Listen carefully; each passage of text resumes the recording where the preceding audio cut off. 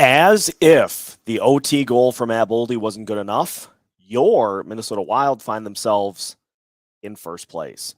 Wild beat the Devils 2-1 in OT. Let's talk about it on tonight's Locked On Wild Postcast. You are Locked On Wild Postcast, part of Locked On Sports Minnesota, your team every day.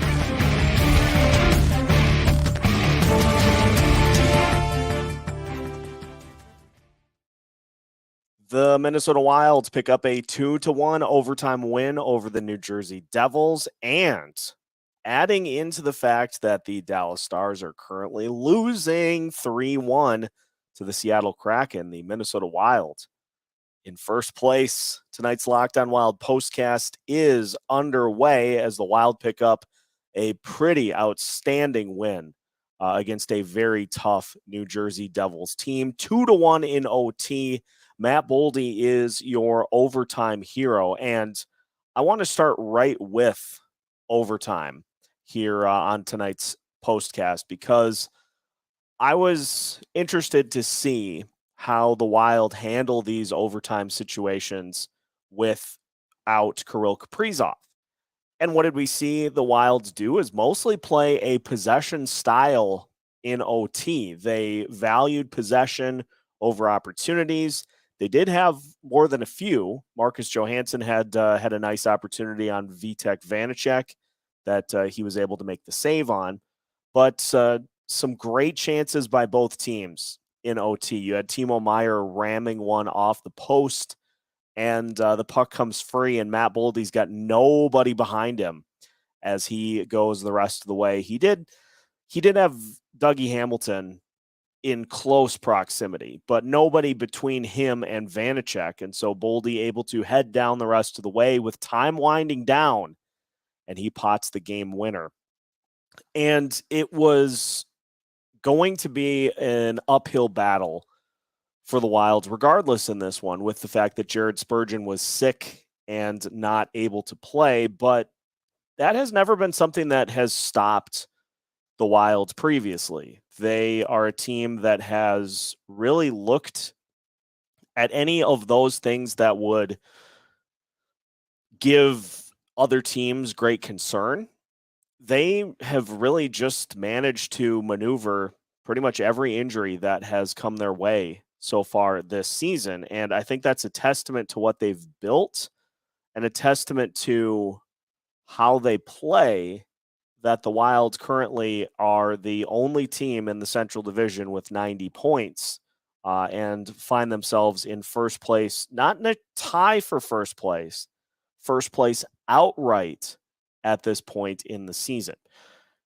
The rest of the game, it was a tight, physical, tense game. Both teams trying to limit chances for the opponents, and that led to a lot of instances in which both teams would get one shot on net and then just immediately head back down the other way. But the Devils, they started to get their legs under them there in the third period. And that was, I think, when Filip Gustavsson was at his best, making some huge saves for the Wild all night. And you look even at the goal that he gave up where he had sprawled out to make a save, and then the puck just happens to bounce to Timo Meier behind the net. And so 47 out of 48 saves. He had a couple of real nice saves late in the third and an OT. And so great to see a bounce back performance from Filip Gustavsson. But I think the other big one to pull is that this fourth line of Mason Shaw, Ryan Reeves, and Connor Dewar just continues to play some really good hockey. That goal was the result of capitalizing on a turnover, and Shaw able to find just enough room on the side of the net to sneak one past Vitek Vanacek for the only goal of the game scored at that point, and that was like 9 minutes left to go in the third period. But that play doesn't happen without the work of everybody on that fourth unit. And it just leads to this team being able to attack you in so many different ways. You're not reliant on one line to get it done. You are able to get consistent, solid performances from all four lines over this stretch without Kirill Kaprizov. That now has included, yes, they did lose to the Bruins, but they had the early lead in that one, and if not for a couple of goals getting overturned, that one could have gone in a completely different way. But now you've got to win against the Devils in their barn. And you've seen not only the four lines all step up and lead consistent performances, but what more do you say about Matt Boldy and what he has turned into over this stretch with now another goal? He has 7 goals in his last 9 games. He picks up his first career overtime game winner for the Wild here and just looks like a completely different player over this last couple of weeks, that he has become just this absolute problem for opponents. And it continues to be solid plays from that second line. Marcus Johansson setting him up on a breakaway that Vanacek was just able to make a really solid save on. They just continue to generate really, really good looks and continue to score goals for this team. And so you've got a game that is the blueprint for how the Wilds are going to need to handle their business on the road, and probably how they're going to need to handle their business the entirety of the playoffs, is just playing physical, slowing the pace, and limiting chances defensively, and then coming away with clutch goals when they get the opportunities to. Now, power play, it is still a work in progress at this point, but we did see a nice bounce back game from the penalty kill, disrupting enough to where New Jersey's power play, which is pretty darn good, they looked like they were a mess in the couple of instances that they had, but also then limiting penalties and allowing New Jersey only 2 power plays on the night. That was another big thing for the Wild to come away with a win here in this game. So all in all, fantastic win. And if the score holds with Seattle and Dallas through 2 periods, Kraken lead 3-1.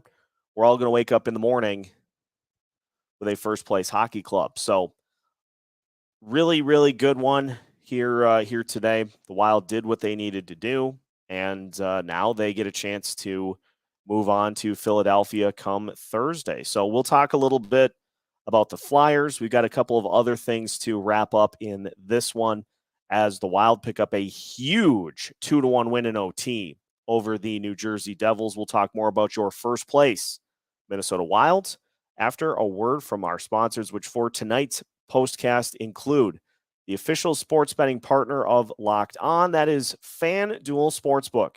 And with the tournaments heating up, now is the perfect time to download FanDuel, because new customers get a no-sweat first bet up to $1,000. That's bonus bets back if your first bet doesn't win. Just download the FanDuel Sportsbook app. It's safe, secure, and super easy to use. And even if your bracket is busted, you can still bet on everything from the money line to point scorers and 3-pointers drained. Plus, FanDuel even lets you combine your bets for a chance at a bigger payout with the same game parlay. So don't miss the chance to get your no-sweat first bet up to $1,000 in bonus bets when you go to FanDuel.com/lockedon. That's FanDuel.com/lockedon to learn more. Make every moment more with FanDuel, an official sports betting partner of Locked On.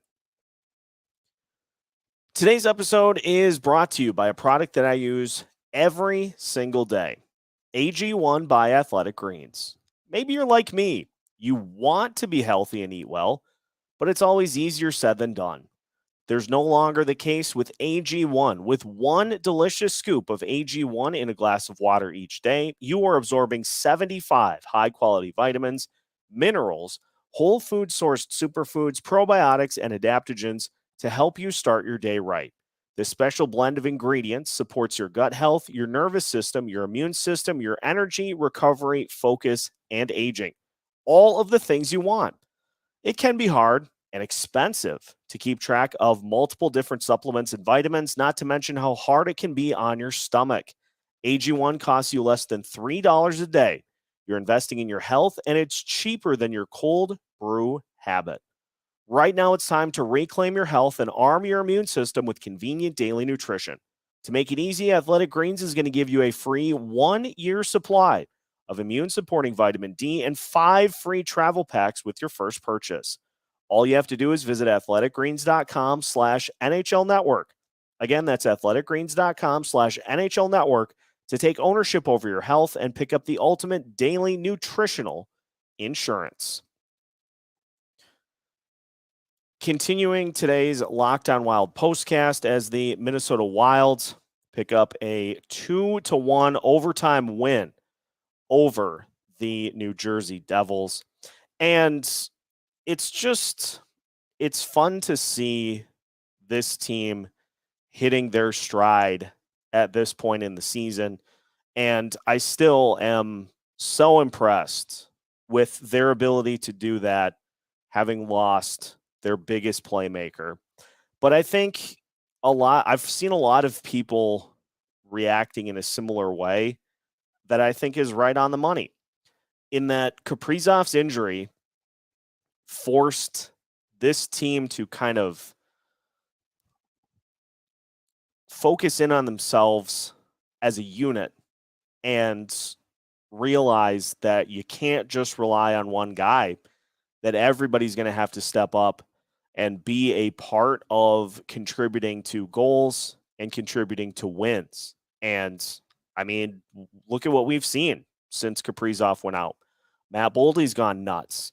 Marcus Johansson, Oscar Sundqvist, Ryan Hartman, Ryan Reeves, Mason Shaw, all these guys have contributed, from guys that have scored 1 goal since Kaprizov went out to the guys who are carrying the team. And it is a large group of players that have been the ones to step up and to lead the charge for this team. And so team hockey at a time in which it seemed like it was going to be daunting. I mean, you're losing 40% of your goals, 40% of your scoring. And how are you going to get that? How are you going to make that up?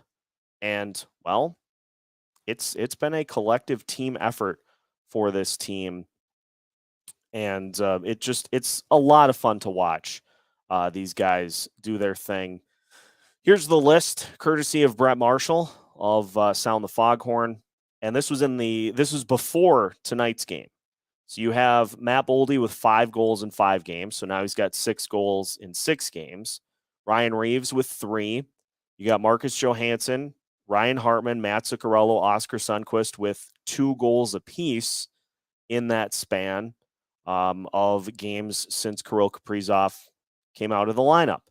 And so just a ton of spreading the wealth by this group as they just continue to find ways to get it done.